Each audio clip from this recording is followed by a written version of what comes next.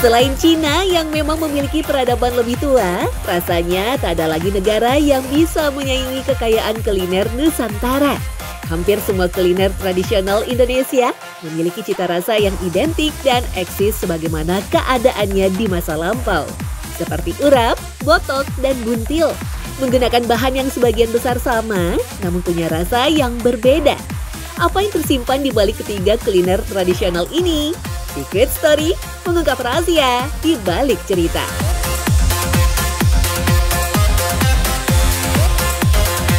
Kalau botok itu menggunakan kelapa parut ampas. Sementara kalau buntil menggunakan kelapa parut yang biasanya masih fresh. Dan bedanya antara buntil dan botok itu kalau buntil itu menggunakan daun pepaya sama daun singkong. Sementara kalau botok itu pakai daun pisang, jadi bungkusnya nggak bisa dimakan. Jadi kalau dimakan harus dibuka dulu botok. Sementara kalau buntil ya dimakan sama bungkusnya. Urap sendiri itu adalah sayur-sayuran yang memang menggunakan paling banyak menggunakan kelapa parut. Urap adalah hidangan berupa sayuran rebus yang dicampur dengan kelapa parut yang dibumbui. Meski berbentuk sayuran, sajian ini juga bisa dinikmati sebagai lauk teman nasi. Kuncinya ada di kelapa parut berbumbu yang sangat mempengaruhi rasa sayuran ini.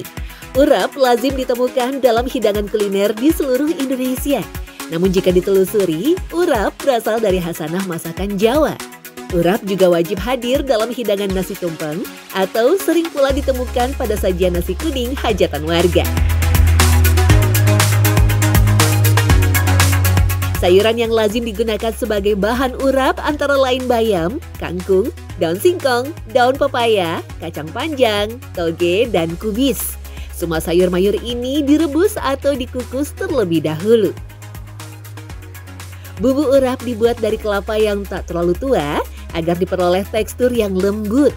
Kelapa parut kemudian ditumis bersama dengan bawang merah, bawang putih, dan cabai merah yang telah dihaluskan, serta rasanya diperkuat dengan kencur, air asam Jawa, garam, dan gula Jawa.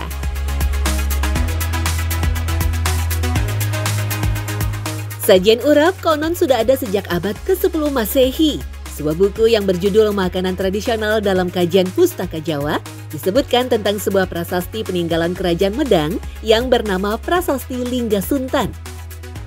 Pada prasasti tertulis kata-kata wrak-wrak yang diartikan sebagai urap. Tapi yang pasti kita tahu bahwa memang urap adalah makanan khas dari Jawa. Tapi kita juga menemukan makanan sejenis. Jadi kalau di Bali ada lawar sebutannya. Kemudian di Sulawesi atau di Indonesia Timur juga ada yang serupa. Sayurnya berbeda karena tentu sayur yang digunakan di urap itu adalah sayur yang banyak ditemukan di Pulau Jawa. Dalam filosofi Jawa, setiap sayuran mengandung makna penting yang bisa membuat sajian ini bermakna. Kangkung melambangkan kemampuan beradaptasi. Bayam melambangkan kehidupan yang damai. Toge melambangkan kreativitas tinggi. Dan kacang panjang yang memiliki arti panjang umur. Beragam sayuran yang digunakan ini memang sengaja dicampurkan dalam urap karena makna yang dimilikinya. Kalau di Jepara itu disebut dengan kuluban. Kuluban itu sebetulnya secara umum berarti sayuran. Jadi memang dari zaman dulu sudah ditemukan di prasasti Mataram kuno bahwa ada jenis masakan sayur-sayuran campur. Urap juga menjadi syarat hidangan sakral masyarakat Jawa, seperti upacara adat sepasaran yang dikenal sebagai perayaan anak memasuki usia 5 hari. Seorang ibu dan keluarga bayi akan membuat nasi tumpeng yang disebut tumpeng gudangan. Namun, urap pada nasi tumpeng gudangan harus menggunakan 7 jenis sayuran. Syarat ini dipercaya melambangkan panjang umur, banyak rezeki, kesabaran, hingga kebijaksanaan. Secara makna memang urap itu dianggap sebagai salah satu bagian dari tumpeng ya. Kadang-kadang mereka juga hadir dan itu yang saya tahu itu memang urap itu juga kayak semacam doa. Kuliner khas Jawa lain yang juga menggunakan olahan kelapa adalah buntil. Makanan ini berupa parutan kelapa yang dicampur dengan teri, petai Cina, dan bumbu-bumbu seperti bawang merah, bawang putih, ketumbar, cabai, jahe, hingga kencur. Olahan parutan kelapa ini selanjutnya dibungkus daun talas, daun singkong, ataupun daun pepaya dan direbus dalam kuah santan. Nama buntil diambil dari proses pembuatan makanan ini. Orang Banyumas menyebut buntil karena untuk membungkusnya perlu daun sayuran yang diuntil-until yang berarti diikat memutar membungkus isian kelapa. Ada dua jenis buntil yang biasanya dijual di pasar-pasar tradisional, yaitu buntil kering atau buntil lilin, serta buntil kambang yaitu buntil yang disajikan dalam kuah santan yang sedikit pedas dari cabai rawit utuh.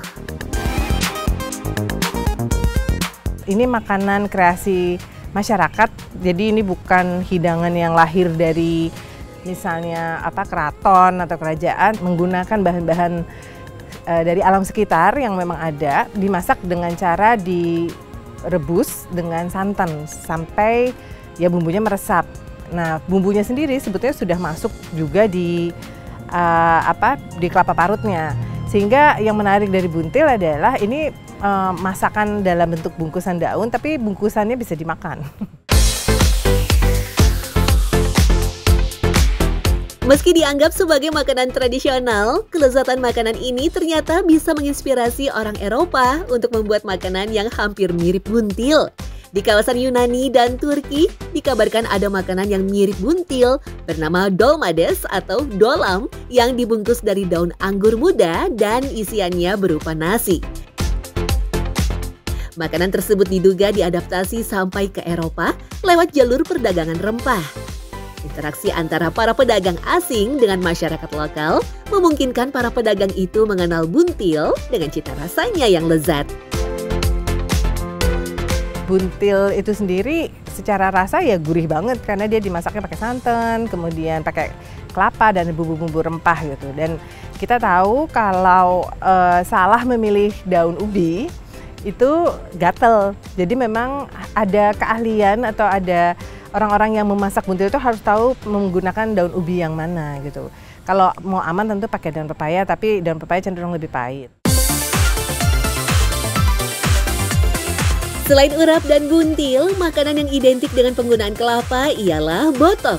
Botok adalah ikan yang dicampur dengan parutan kelapa muda yang dibumbui. Campuran ini kemudian dibungkus dengan daun pisang dan dikukus sampai matang. Beberapa warga daerah di Indonesia membungkus botok menggunakan berbagai daun yang mudah ditemukan seperti daun mengkudu, daun talas, daun pepaya, ataupun daun singkong. Dilansir dari laman halopacitan.com, istilah botok ditemukan dalam kitab Dewa Ruci. Namun ini merujuk pada tumbuhan.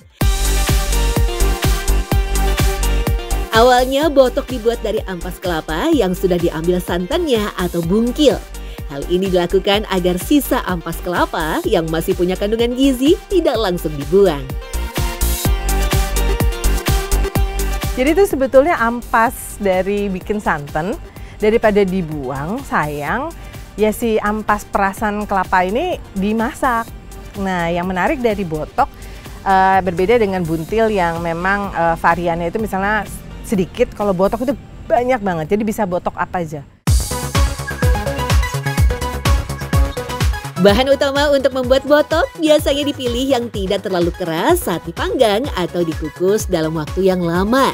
Seperti berbagai jenis ikan segar atau ikan awetan seperti peda atau jambal, kerang, udang ukuran kecil, jamur, oncom, telur, tempe, hingga tahu. Botok juga menggunakan bumbu halus yang terdiri dari bawang merah, cabai, lengkuas, kemiri, kencur, hingga kunyit. Semua bahan ini lalu dibungkus dengan bentuk rapat menjadi tum dan diikat dengan tali atau diapit dengan tusukan lidi. Hingga kemudian dikukus di dandang atau panci kukusan.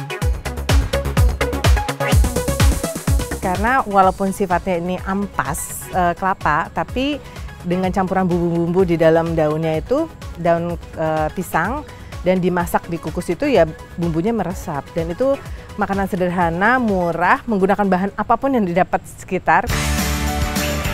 Menikmati berbagai kuliner tradisional tersebut tak hanya memberikan sensasi kenikmatan dan memanjakan lidah, namun juga menjadi sajian nostalgia yang menjadi pengingat kenangan masa lampau.